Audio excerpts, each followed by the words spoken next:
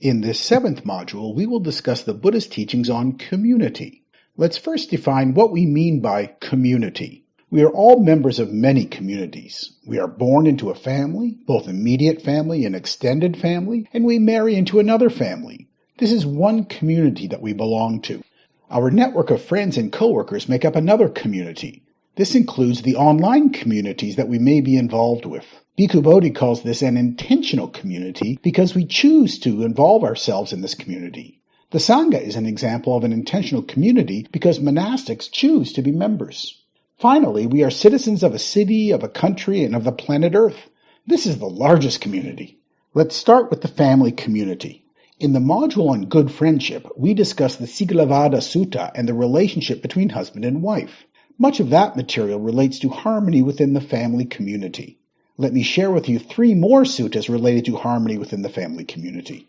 When the head of the family is endowed with faith, the people in the family who depend on him grow in 5 ways. They grow in faith, in virtuous behavior, in learning, in generosity, and in wisdom.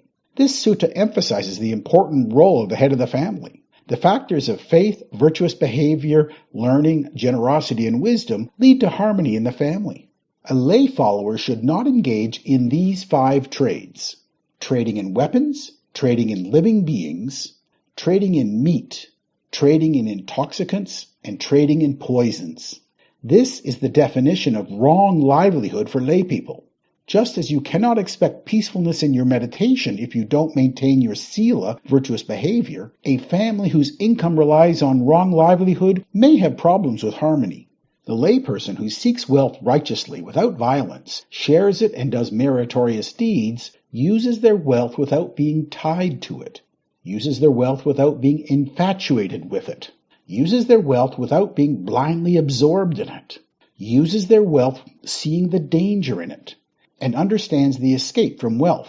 This sutta talks about the dangers of consumerism and materialism. A family whose core values center on consumerism and materialism will tend to be less harmonious than a family whose core values focus on generosity, virtue, and mental development.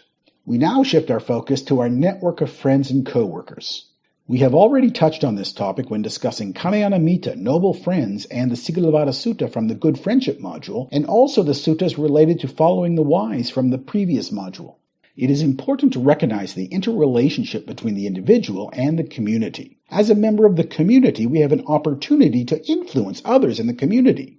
We should try to be a good influence on the community. This includes our family, our network of friends and co-workers, and society at large. We should also recognize that the community influences us. We should try to reject unwholesome influences and try to absorb the wholesome influences from the communities to which we belong.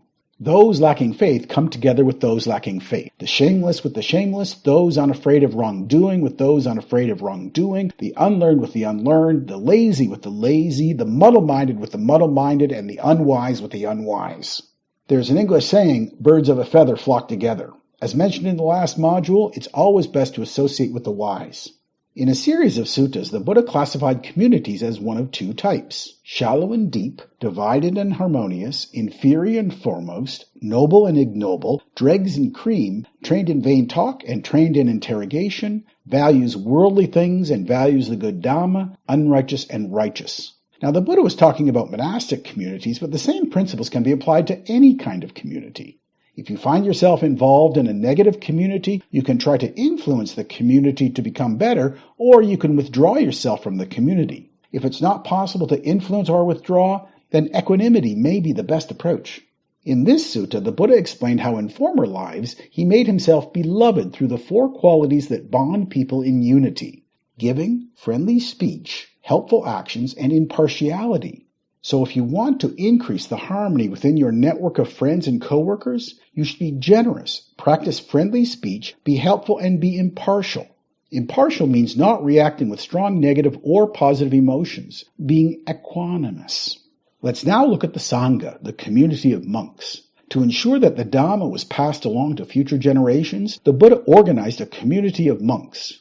Now, we all respect the Buddha for his wonderful teachings, the Dhamma. I also respect the Buddha for his insight as an administrator in setting up a community that has remained strong and harmonious for more than 2,500 years. Since the time of the Buddha, every 2 weeks, at the time of the new moon and full moon, monks gather to recite together the 227 rules called the Patimokkha. As part of this ceremony, any monk who has broken any of these rules has a chance to confess. Let's look at the types of rules in the Patimokkha. As I list the types of rules and give examples, consider how these rules lead to harmony within the Sangha. The most serious type of rules are called defeaters. These involve incelibacy, stealing, intentionally bringing about the death of a human being, and lying about one's spiritual attainment. If any of these rules is broken, the person is no longer considered to be part of the monastic community. If a monk breaks one of the next 13 rules, the monk is put on probation. A monk on probation has to be accompanied by another monk while in public until the probation is removed, typically 2 or 4 weeks. Examples of rules resulting in probation include making lewd comments to a woman or lying about another monk with the intention of having the other monk disrobed. The 2 indefinite rules are examined on a case-by-case basis and involve a monk being alone with a woman in a secluded area. As the name suggests, the confession with forfeiture rules involve a confession of taking something inappropriate and having to return it. An example would be accepting money. The 92 confession rules require confession during the Patimokkha recitation ceremony, but by their nature do not involve forfeiture. An example of this kind of rule would be telling a deliberate lie. The next 4 rules require verbal acknowledgement, but do not require formal confession. These might involve accepting and eating food inappropriately. The 75 training rules are mainly about etiquette and protecting the image of the Sangha. These involve things such as eating properly, walking properly, and not laughing loudly. The final 7 rules involve legal processes within the Sangha. For example, if a dispute cannot be decided unanimously, then a vote is taken and the decision of the majority must be accepted. The Buddha listed 10 things that allow a monk to live harmoniously as part of the monastic community. Now, we can apply these same principles to any community that we're involved with. Moral conduct, experience in learning, associates with good friends, willing to listen to reason and correct themselves, makes an effort to work with community efforts, being a lover of truth, being industrious, being content, knowing moderation, mindfulness, not rushed, sloppy, or absent-minded, and wisdom, doing things with reflection. Now, let's move on to harmony with fellow citizens of our city, of our country, and of the planet Earth. At the time of the Buddha, the Brahmins believed that the gods had created and organized society according to the caste system, and the Brahmins were special, chosen by the gods to be the religious leaders in society. The Buddha challenged this view and recounted an interesting legend on how society was formed and organized naturally because of conditions, not designed by the gods. As the legend starts, the universe contracts and many beings are reborn into the realm of radiance. Now, according to Buddhist cosmology, the universe naturally undergoes cycles of expansion and contraction. Many scientists today have a similar view of the universe. Now, the lifetime of beings in the realm of radiance lasts for 8 of these cosmic cycles. So according to the legend, as the universe contracts, beings are born into a realm that transcends a single expansion period or contraction period of the universe. The legend continues. The universe starts to expand again, and many beings are reborn into Deva realms. The Deva realms are lower than the realms of radiance. Lifetimes in a Deva realm are a fraction of the expansion or contraction of the universe. Devas are much more closely tied to a specific world than the beings in the realm of radiance. The earth begins to cool, and a skin of the earth appears. The sutta says that it looks like the skin that forms over hot milk as it cools. The sutta describes this skin as being tasty. Greedy devas ate the tasty skin and craving arose. Beings in the Deva realm noticed this skin, took an interest in it, and started eating it. Beings in the Deva realm have not yet overcome their cravings for tasty food.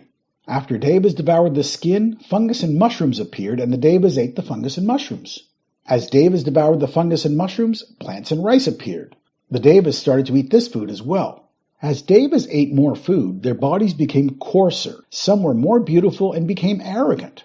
According to Buddhist cosmology, there are many Deva realms. In the highest Deva realms, the bodies of the Devas are more refined, while in the Deva realms closest to earth, the bodies of the Devas are coarser. So as the Devas feasted on food from the earth, they were reborn in a lower Deva realm, closer to the earth with coarser bodies. As the Devas compared their bodies to each other, arrogance arose. Finally, Devas started to be reborn as humans on the earth. Some Devas were reborn as men, some as women. Lust for the other gender arose in men and women. People built separate houses for privacy during intimacy. With separate houses came separate ownership of plots of land for growing rice. This led to the concepts of, this is mine, this is not yours. Lazy people stole other people's rice and were punished. With ownership came theft and the need to punish thieves. The people elected the handsomest and most capable person to act as a judge in return for a share of the rice. This is the beginning of government. A leader is selected democratically, and a tax in the form of a share of rice is paid to compensate the leader for their work on behalf of the community. People started specializing in different functions in return for a share of the rice, and it is from this specialization that the caste system evolved. As people specialize, a system of commerce arises, in this case payment in rice. The caste system in India arose from the specialization that people took upon themselves on behalf of the community. The Buddha uses this legend to make the point that the caste system did not come about because certain individuals were chosen by gods, but rather the caste system evolved from a naturally occurring sequence of events. The Buddha said that a person should not be given respect because of their birth as a Brahmin, but rather should earn respect from doing good deeds. The key message from this sutta is that all people are born equal and all people should be treated equally. In a harmonious society, there is no place for racism. Now let's look at the role of the king in society according to the Buddha. The Buddha said that an ideal king governs naturally and peacefully, without making use of soldiers equipped with weapons. Governing naturally means governing according to the natural, universal moral law of karma. Let's look at an actual historical person who tried to model himself as the ideal Buddhist king. About 250 years after the Buddha, King Ashoka reigned over most of modern-day India from 268 BC to 232 BC.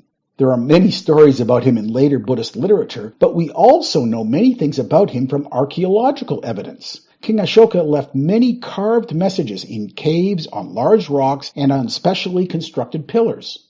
King Ashoka's messages are the earliest deciphered form of writing in India. Buddhist texts were maintained as an oral tradition for 500 years before being written down about 2,000 years ago. From his messages, we know that King Ashoka converted to Buddhism after a bloody battle in which 100,000 soldiers were killed and 150 civilians were displaced. He had defeated his enemy, but the scene of the battleground after the battle left a great impression on him. In many of his inscriptions, King Ashoka talked about the importance of non-violence. In his inscriptions, he also talks about the number of prisoners he pardoned. He tried to model himself as an ideal Buddhist king, though he also respected and supported all religious leaders. King Ashoka sent Buddhist missionaries to Sri Lanka, Burma, Greece, and Egypt. This is actually how Theravada Buddhism was introduced to Sri Lanka. According to his inscriptions, certain fish, birds, and animals were protected, and animal sacrifices were prohibited. King Ashoka also established veterinary clinics. Finally, King Ashoka encouraged vegetarianism on holy days. Now let's look at a sutta in which the Buddha described how a king should rule. The Buddha was once approached by a rich man intent on making a large animal sacrifice. The rich man approached the Buddha for advice on how to make the sacrifice successful. The Buddha replied by recounting a legend of a king who wanted to make a big sacrifice to benefit himself in the long term. In the story, the king approaches his minister for advice, who was actually the Buddha in a previous life. The minister started by explaining that the country had a very high crime rate, and that this problem cannot be eliminated by executions, imprisonment, confiscation, threats, or banishment. The Buddha was saying that the approach of using force to eliminate crime will not work. The minister continued, "You can eliminate this crime problem by giving seeds to farmers, loans to business people, and fair wages to government workers. In other words, rather than adding more policemen and more jails, address the root cause of crime, which is poverty. The king can reduce poverty not through charity, but rather by helping farmers by giving seeds, helping business people by giving loans, and giving fair wages to government workers." The minister concluded, "As your country prospers, you will prosper too." So what the Buddha is saying is that when the ruler helps the citizens increase their standard of living, crime will reduce and everybody benefits. Later in the same sutta, the Buddha convinced the rich man that it was much better to make an offering of oil, butter, curds, honey, and molasses rather than slaughtering animals. At the time of the Buddha, what is today northeastern India was split into a number of countries. Most of these countries were monarchies, but one of them was a republic, a kind of democracy.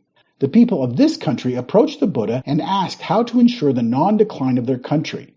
The Buddha outlined 7 principles. The first is to hold frequent assemblies. These assemblies provide an opportunity for citizens to express their opinions as to what is best for the country. The second is to assemble in harmony, adjourn in harmony, and conduct their affairs in harmony. Harmony among citizens is critical for the non-decline of a country. Next is to honor existing laws and not to arbitrarily create new laws. The sutta explains that existing laws that reflect the principles of the country should be respected, and that there should not be new laws added that do not reflect the principles of the country, say favoring one group over another. There should be honor and respect for elders. Women and girls should not be forced into marriage. Traditional shrines should be honored and respected. Now, the commentary explains that guardian devas may be able to reduce the effect of illness and may be able to ensure the country has allies in the event of war. Now, it's interesting that even though the devas cannot help in one's spiritual development, the Buddha still encouraged lay people to honor and respect the devas. Finally, the country should provide protection, shelter, and security for holy people or saints so that they feel welcome and secure. In addition to the discourses of the Buddha, there are a number of stories regarding the previous existences of the Buddha. These are called the Jataka tales. They can be considered to be legends with strong moral messages. Here are the qualities of a good ruler listed in one of the Jataka tales. Sharing with the citizens, maintaining good conduct, working selflessly, working honestly, gentle and friendly behavior, rejecting indulgence through austerity, adherence to reason, not anger, bringing tranquility through non-violence, overcoming difficulties with patience, and not doing what strays from righteousness. Let's now shift our focus from the king to the citizens of society. Another Jataka tale lists the qualities of a good citizen. Not being promiscuous, not taking all the tasty food for oneself, being greedy, not wasting time arguing about useless things, having good conduct, keeping the 5 precepts, performing duties regularly and completely, not being heedless, energetic at all times, being judicious, doing things with wisdom, being polite, not arrogant or stubborn, and open to the opinions of others, refinement, cleanliness, and orderliness, pleasant speech, gentle in deeds and thoughts, kindness and generosity to one's friends, sharing and helping other people, doing one's duties efficiently and effectively, supporting learned and virtuous monks, loving truth and esteeming virtue, having read and heard much, being an expert in one's field, having an inquiring mind, always seeking knowledge. So what can we do as citizens to increase harmony in society? At the end of the previous module, we discussed how our personal practice of metta can increase harmony among fellow citizens and the Metta Round the World initiative to bring peace to our world. In many suttas, the Buddha encouraged the practice of radiating metta to the entire world. The Buddha encouraged not only metta, but also the qualities of compassion, sympathetic joy, and equanimity. Pervade all directions, the entire world, everywhere and equally, with a heart filled with loving kindness. As discussed in the previous module, this involves mentally reciting a phrase such as, "May he be well and happy," starting with ourselves and progressing to others. The second quality that can be radiated is compassion. When radiating compassion, you can use a phrase such as, "May he be free from suffering," starting with a person who is suffering and progressing to others. The third quality that can be radiated is sympathetic joy. This is especially beneficial for people who tend to be jealous or envious. It involves mentally reciting a phrase such as, "I rejoice in his success," starting with a person experiencing success and then progressing to others. Finally, and usually the most difficult, is radiating the quality of equanimity. This involves a phrase such as, "May he be able to accept whatever arises." You should start with a neutral person and then progress to others. Together, these 4 qualities can be called the Brahma Viharas, which can be translated as residing with the gods. The Pali names for these 4 qualities are Metta, Karuna, Mudita, and Upekkha. Though you start your practice radiating to individuals, when developed, these qualities should be radiated to all beings in all directions without distinction. So in conclusion, we are all members of many communities. Communities of our immediate family and extended family, communities of our friends and co-workers, communities of our fellow citizens. As we reflect on the communities with which we're involved, it's beneficial to develop an attitude of empathy or compassion for others in the same community. Others in the community are facing challenges and difficulties. Perhaps we can offer our help. This is an attitude that leads to harmony. And now it's time for questions and answers.